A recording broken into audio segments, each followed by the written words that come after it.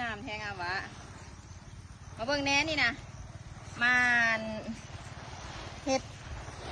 อาชีพที่เคยเห็ดพักงามทุกคนเบิ่งแน่นี่นะมีหนองสาอีกเด้มานี่มาเบิ่งกันน้ำก็อยู่หนองสาใกล้ๆป่าก็หลาย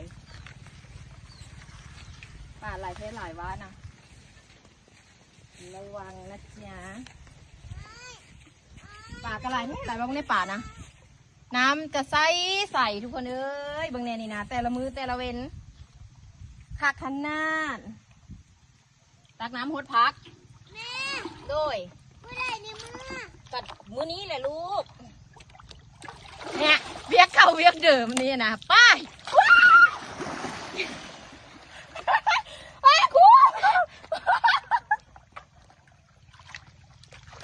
ดูน้ำ